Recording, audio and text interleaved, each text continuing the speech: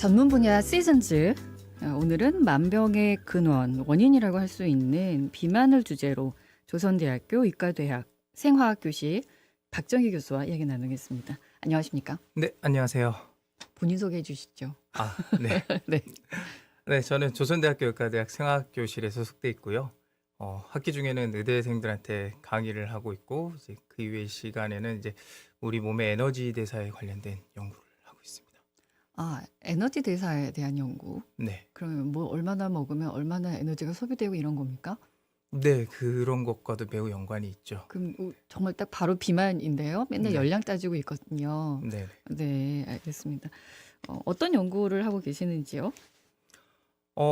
저는 우선 그 세포 수준의 연구를 진행을 하고 있는데요. 지난주에 이제 나오신 김정수 교수님께서 유전체를 분석하시는 일을 하신다면, 네. 저는 이제 그 유전체가 어떻게 단백질이 돼서 이제 실제로 어떻게 작용을 하는지를 이제 실험적으로 저희는 밝힌 일들을 하고 있습니다. 이제 김정수 교수님은 이제 사무직이라고 생각하시면 이제 거기서 예측을 좀 해주시면 저희가 이제 실제로 그게 맞나요? 하고 저희가 이제 실험적으로 확인을 하는 일들을 현장직이라고. 블루 칼라, 레드 칼라. 차마 그 단어는 제가 못했는데. 네. 제가 해버렸군요. 참았어야 네. 되는데. 아무튼 오늘 이제 비만 이야기를 하겠습니다. 비만을 어디서부터 접근을 해야 됩니까? 일단 뭘 비만이라고 하는 것부터 시작할까요? 그렇죠. 네, 네. 그게 우선 가장 익숙하실 것 같아서요. 네, 사실 비만이 이제 사전적인 정의로는 이제 살이 쪄서 뚱뚱하다가 사실 비만의 사전적인 정의긴 한데요. 그렇습니까? 안 찾아봐서. 네, 예. 근데 과학자들은 사실 숫자를 좋아하잖아요. 예. 네, 그래서 과학자들이 이제 숫자로 나타내기는 이제 국제 표준은 이제 체질량 지수라고 해서 이제 BMI라는 지수를 이용을 합니다. 그래서 보통 키하고 몸무게를 가지고 계산을 하는 방법을 쓰거든요. 예. 그래서 몸무게를 키의 제곱으로 나눠보시면 이제 그 체질량 지수가 나오는데요. 네. 이제 재밌는 게 우리나라하고 미국 기준이 조금 달라요. 이제 우리나라는 23에서 25 정도는 과체중, 예. 그다음에 25에서 이상은 이제 비만이라고 이야기를 하는데요. 사실 그게 좀 이상합니다. 이게 현실을 사실 좀 반영을 하지 못하는 수치라서. 언제 나온 기준인데요?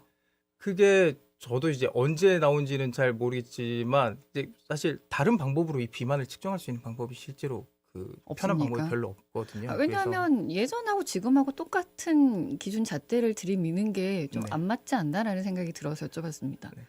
그래서 이제 그리고 또 남성과 여성이 달라야 할 텐데 라는 생각 때문에 여쭤봤습니다. 네. 네. 사실 그 몸무게를 기준으로 하는 것 자체가 예. 사실은 이제 선진국에는 별로 맞지 않거든요. 아. 왜냐하면 그 국제 표준을 이제 하려고 하다 보면 다른 나라에서도 이제 측정을 하기가 쉬워야 되잖아요. 예. 이제 그러다 보면은 사실 키하고 몸무게 이외에는 이제 다른 나라에서는 그런 걸 사용하기가 사실 좀 어려워요. 예를 네. 들면 이제 개발도상국이나 후진국에서도 같이 이렇게 통계를 모아야 되는데 이제 다른 뭐 기계를 사용해야 된다거나 장비를 사용하는 부분들이 있으면 사용하기가 어렵기 때문에. 예. 네. 실은 제가 잔뜩 기대했거든요. 네네네. 저희는 숫자를 좋아하잖아요. 그러니까 일반인들이 말하는 비만의 개념과 좀 다릅니다라고 해서 네. 뭔가 굉장히 학구적인 게 나올 줄 알았거든요. 근데 나온 게 키하고 몸무게 그냥 나누는 숫자여서 네. 그런데 실제로 연구하시는 교수님도 이건 좀 현실하고 맞지 않다라고 느끼신다고 하셨으니 네네네. 그럼 실제로 개인적으로 생각하는 비만은 뭘로 봐야 한다고 보시는 겁니까? 실제로 비만을 이제 비만 자체를 본다기보다 이제 비만이 되기 위한 사실 과정이 더 중요한 거거든요. 궁금합니다. 예. 네. 그 사실은 말씀해 주세요. 그렇게 어려운 개념은 아니고요. 우리가 보통 먹는 것보다 사실 예. 많이 안 움직여서 살이 찐다고 하잖아요. 사실 그 개념으로 조금 이야기를 해야 되긴 하는데요. 사실 이전에는 얼마나 많은 양을 먹어야 되느냐에 대해서 사람들이 더 관심이 있었다면 최근에는 네. 이제 어떤 음식을 먹어야 되는지, 네. 이제 그다음에 음식을 언제 먹어야 되는지, 그래서 간헐적 단식 이야기도 많이 나오고 있고요. 네. 그다음에 최근에는 이제 그거를 많이 소모하는 방법은 실질적으로 운동밖에는 없거든요. 우리 몸에서 에너지를 제일 많이 소모하는 기관이 어디라고 생각하세요? 뇌? 그렇죠. 맞아요? 네. 아, 뇌하고 네. 간인데 사실 네. 이 둘은 키울 수가 없어요. 유일하게 우리가 키울 수 있는 기관이 근육입니다. 그래서 우리가 뇌 활동 많이 시키면 또 주름도 생기고 이러지 않습니까? 없습니까?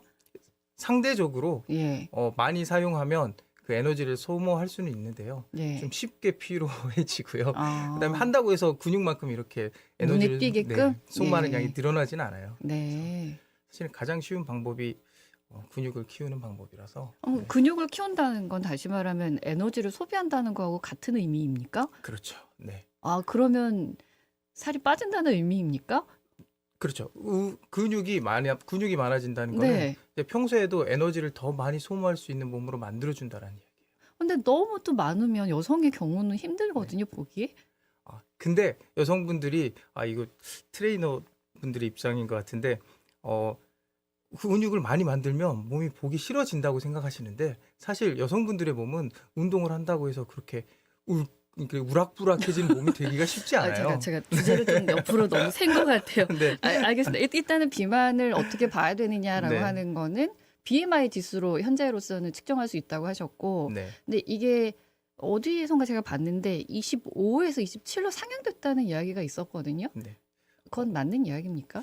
그게 사실 아직 공식적으로 상향이 된 건 아니고요. 예. 최근에 이제 연구 결과가 재밌는 게 나왔어요. 사실 우리나라에서 기준은 이제 그 BMI, 그러니까 체질량 지수가 25가 이상인 비만인데 최근에 이제 국민건강보험연구원에서 성인 840명을 21년 동안 추적 관찰을 했는데 오히려 그 25 구간에 있는 사람들이 제일 건강하다는 결과가 나왔어요. 그래서 이게 아하. 말이 안 되잖아요, 이게. 사실 근데 교수님이 그렇게 말씀하시면 저희는 어떻게 해요? 근데 어, 사실은 이 모든 그 수치나 지수 네. 이런 것들이 절대적인 것들이 아니고요. 그때 상황에 따라서 변하기 때문에 사실은 이제 우리나라 사람들이 이렇게 잘 먹기 시작한 지가 그렇게 오래되지가 않아요. 옛날 보릿고기 있었으니까요. 네. 네. 이제 저 때만 해도 사실은 그렇게 막 못 먹는 문제에 대해서 그렇게 문제가 되진 않았는데 이 전에만 해도 사실은 우리는 그 BMI에 대한 이제 그 체질량 지수로 이야기를 하는 게 오히려 맞았었고요. 그다음에 네. 원래 이런 이야기를 하는 게 사실 영양학인데 네. 이 영양학 자체가 원래 그 2차 대전 때 미국에서도 너무 영양 상태가 미국 국민들이 안 좋아서 생긴 학문이라서 사실 이렇게 사람들이 너무 많이 먹는다, 이제 잘못된 음식을 먹는다라는 개념이 나온 게 사실은 뭐 50년도 안 됐죠. 최근 2, 30년 사이에 다른 선진국에서도 나오고 있는 꽤 깁니다. 2, 이야기여서. 30년이. 지금 그러면 우리는 어떤 건강한 음식을 어느 만큼 먹어야 됩니까? 네, 그 사실 음식을 덜 먹으라는 이야기를 하는 게 예. 이제 저는 이제 과학자이기도 하지만 사실 제가 의사 면허가 있는 사람이라서 그 이야기를 드리는 게 매우 조심스러워요. 왜냐하면 음식을 줄이는 건 매우 어려운 일이거든요. 네. 예. 본능에 반하는 일이기 때문에 그런 건 잘 제가 먹는 거 좋아하시는군요. 저도 배고픈 거 못 참는 사람이라서 예. 먹고 운동하면 되겠네요. 일단은 그래도 우리가 이 시간을 준비한 이유가 있으니까 네. 본능을 좀 약간 접어두고 네. 어떻게 하는 게 좋은지 표준을 말씀해 주세요. 가장 중요한 건요. 네. 사실 몰아서 먹지 않는 게 가장 중요하고요. 아, 네. 몰아서 한꺼번에 많이 먹지 않는 게 중요하고 그다음에 갑자기 이렇게 당이 올라가는 최근에 혈당 스파이크라는 말이 사실 우리 전문가들만 쓰는 말이었는데 최근에 일반인들도 그런 말들 많이 쓰시더라고요. 많이 방송에 나와서 쓰시니까. 네네네. 네. 사실 그런 것들은 사실 설탕이나 당류를 좀 많이 섭취해서 생기는 일들이거든요. 단시간에. 네. 사실 우리 몸에서는 이제 음식을 먹어서 당이 몸에 들어오게 되면 제일 먼저 1순위로 필요한 조직으로 먼저 가지고 가게 돼요. 네. 뇌라든지 간이라든지 이쪽으로 먼저 가지고 가게 되고 이제 남게 되면 지방으로 가져가려는 성질이 있는데 사실 음식을 한꺼번에 막 먹게 되면 이 천천히 이렇게 분배되는 시간이 있는데 이 컵에다 물을 확 부어버리는 거하고 같죠. 이 옆에 흘린 것들은 사실 다 지방세포로 가게 되는 거거든요. 아, 그래서 천천히 조금씩 사실 먹는 게 훨씬 한 중요합니다. 끼를 먹더라도 네. 그러니까 식사 시간을 좀 늘리라는 말씀이세요? 식사 시간을 늘리는 것도 중요하고요. 그다음에 사실 무엇을 먹는지가 가장 중요하긴 합니다. 요새는 너무 소화가 잘 되는 음식들을 많이 먹어서요. 그것 때문에 이렇게 혈당이 급격하게 올라가는 일들이 많아요. 그건 또 무슨 말씀이실까요? 그 이제 보통 당뇨 환자분들에게 이야기를 많이 하긴 하는데요. 그러니까 그 백미밥을 먹지 말라고 이야기를 하잖아요. 그러니까 소화가 잘 되면 잘 될수록 그러니까 피 속으로 이 당분이 빨리 들어오기 때문에 사실 이 혈당이 급격하게 올라갑니다. 네. 그래서 잡곡밥? 그렇죠. 그리고 뭐 현미밥 이런 거 먹으라고 그렇죠. 하는 거예요? 네. 아, 사실은 소화가 안 되는 음식을 먹으라는 이야기입니다. 네. 뭐가 소화가 안 된다고 저희는 알면 됩니까? 채소를 많이 드십니다. 아, 채소가 소화가 잘 안 됩니까? 네. 아, 고기는요? 고기는 이제 고기도 소화가 잘 되긴 하는데요. 근데 네. 고기에는 상대적으로 당류가 많이 들어있진 않아요. 네. 네, 그래서 우리 그 삼겹살 드실 때 항상 그 삼겹살 먹는 게 너무 과학적이라고 이야기를 하는 게 최소에 고기를 싸서 먹고 밥은 나중에 먹지 않습니까? 네. 네, 그래서 소화가 잘 안 되는 채소를 사실 먼저 먹어주고 그다음에 고기에도 사실 당보다는 단백질하고 지방이 많이 있어서 네. 그걸 먼저 먹고 탄수화물을 맨 마지막에 먹잖아요. 네. 그래서 당이 사실 올라가는 데는 네, 그걸 막아주는 데는 우리가 매우 과학적으로 삼겹살을 먹고 있다고 생각하시면 아, 그럼 그걸 생각하면 되는 겁니까? 네, 집에서도 뭐 네, 채소 먹고 고기 먹고 네, 탄수화물 마지막에? 네, 그게 가장 좋은 거. 아, 그렇군요. 조금만 정리를 해보면, 한꺼번에 배고플 때 폭식하지 마시고, 네, 배가 안 고프다고 굶지 마시고, 네, 하루에 세 끼 정확히 지켜서 드시고, 네, 드실 때 천천히 드시고, 네. 앞에 소화가 안 되는, 예를 들면 채소라고 과일은 어때요? 과일도 사실 조금은 괜찮아요. 근데 과일을 많이 이제 모든 음식이 우리나라 분들은 좋다라고 하면 네. 많이 드시는 경향이 있어서 뭘 함부로 좋다라고 이야기를 못 하는데요. 어, 네, 사실은 과일도 좋은 이제 당분의 공급처인데요. 네. 네. 그것도 적당히 먹어야 됩니까? 뭐든지 적당히 마시면 좋습니다. 아, 네, 네, 알겠습니다. 가장 중요한 건 배고픈 상황을 안 만드는 게 가장 중요하고요. 너무 그래서 저희가 그 다이어트나 특히 이제 간헐적 단식이나 이런 걸 할 때도 조심하셔야 되는 게 이게 폭식을 하게 되는 상황으로 가게 되면 뭐든지 다 악영향이기 때문에 어떤 게 안 좋습니까? 폭식했을 때. 폭식하게 되면 우선 당이 아까 말씀드린 대로 급격하게 올라가고요. 뭘 먹든지 간에 그렇습니까? 네, 왜냐하면 어. 계속해서 이제 그 소화를 시켜야 되기 때문에 네, 사실은 폭식하면서 풀만 드시는 분들은 사실 별로 없어요. 왜냐하면 그렇죠. 그 여러 가지 다이어트 식품들이 뭐 지금 최근에는 제로 콜라나 제로 사이다 이런 것들이 많이 나오곤 있는데 사실 거기에 별로 긍정적으로 생각을 안 하는 게 폭식을 하게 되는 거는 일차적으로 이제 혈당이 떨어지기 때문이거든요. 아, 보통 사람들이 허기를 느끼는 건 혈당이 떨어졌을 때하고 예. 뱃속이 비어 있을 때예요. 아, 네. 근데 사실 이렇게 그 단맛을 내는 것들이 이전에도 많이 있었는데 그런 것들이 사실은 뭐 상업적으로든 실제 의료적으로든 실패한 이유가 뭐냐면 혈당이 안 올라가면 기분이 좋아지지 않습니다. 아, 네. 의학적으로도 진짜 그게 있군요. 네. 아니, 그래서 근데 어디선가 제가 들었는데 틀린 얘기일까요? 그러니까 공복 기간, 시간 이거를 좀 길게 유지하라는 얘기를 봤는데 그건 아니에요, 그러면? 공복 시간을 길게 유지해 주는 거는 좋은데요. 예. 사실 그게 깨어 있는 상태에서 공복 시간을 유지하게 되면요.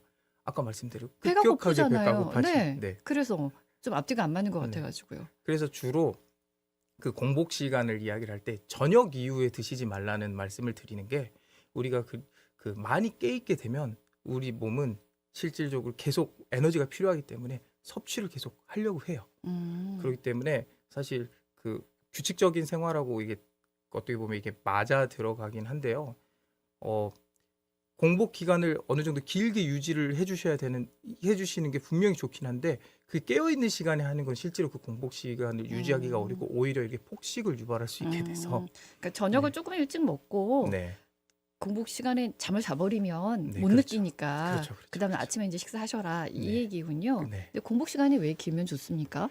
이제 공복 시간이 길어지게 되면 사실은 이제 우리 몸에서는 여러 가지 필요 없는 부분들이 많이 생겨나요. 이제 노폐물들이 많이 생겨나는데 그런 부분들이 밖으로 배출하는 부분도 있지만 배출하지 않고 이렇게 우리 몸에서 다시 에너지로 만들어서 사용을 하는 부분들도 많이 있거든요. 네. 근데 우리 몸에서 필요 없는 부분을 다시 소화시켜서 에너지로 만든다든지 그런 부분들이 있는데 사실 원래는 자고 있는 동안에 그런 일들이 일어나게 돼요. 잠이 보약 맞네요? 근데 정말로 잠이 보약 맞습니다. 아, 네, 네. 정말로 많은 분들이 그 이야기를 하시잖아요. 의사들 가면 정말 너무 당연한 이야기밖에 안 한다. 뭐 규칙적으로 적당히 먹고 잠 많이 자세요. 누가 그걸 몰라서 안 하느냐. 근데 잠이 안 온다. 정말로 그게 가장 좋은 방법이에요. 아, 네. 그러면 일단은 비만이 됐다. 뭐가 그렇게 안 좋습니까? 왜 만병의 근원이라는 얘기가 나왔을까요? 어, 실질적으로 이제 만병의 근원이라는 이야기가 나오게 된 거는 이제 우리나라 사망 원인을 보시면 좀 쉽게 보실 수 있으신데요. 우리나라 사람들이 죽는 이유는 이제 1위는 대부분 아시다시피 암이고요. 이제 그 이외의 사람들이 이제 많이 죽는 게 뇌혈관 질환, 그다음에 심장 질환 이런 것들이 실제로 많이 죽거든요. 실제로 사망 원인이군요. 네, 네. 실제로 전 세계적으로는 그 두 가지가 1등, 2등입니다. 네. 예, 암 같은 경우는 사실 또 선진국에서 많이 이제 오래 살기 때문에 또 암이 진단이 되는 거라서 네, 근데 그런 부분들이 사실은 비만이 되고 비만이 되면 따라오는 것들이 뭐 고혈압, 당뇨, 고지혈증 사실 이런 것들이 원인은 똑같거든요. 이제 너무 많은 에너지를 이제 몸에서 어떻게 못하다 보니까 살도 찌고 고지혈증도 오고 혈압도 올라가고 당뇨도 생기고 이제 그렇게 하다 보면 결국은 이게 결과적으로 어디로 가냐면 혈관들이 망가져요. 아, 네. 그러니까 다시 한번 정리를 해볼게요. 음식을 먹는다. 이게 네. 내 몸 안에 들어왔다. 필요한 기관으로 그것들이 가는데 그리고 가고 또 남으면 그렇죠. 노폐물이 된다. 지방으로 쌓이는 거죠. 쌓인다. 네. 근데 잠을 자면 그것까지도 다시 데려와서 네. 활동을 할 수 있게 하니까 잠이 그렇죠. 보약이다. 네. 그런데 그게 못 되면 혈관으로 가서 네. 나쁜 병의 원인이 된다. 네, 그렇게 이해하시면 좋을 예, 것 그래서 우리가 해야 될 일은 에너지를 소비하는 길이다. 그렇죠. 맞아요? 그거 네. 지금 연구하고 계신 거잖아요. 그렇죠. 예, 어떻게 하는 게 건강하게 에너지를 소비할 수 있습니까?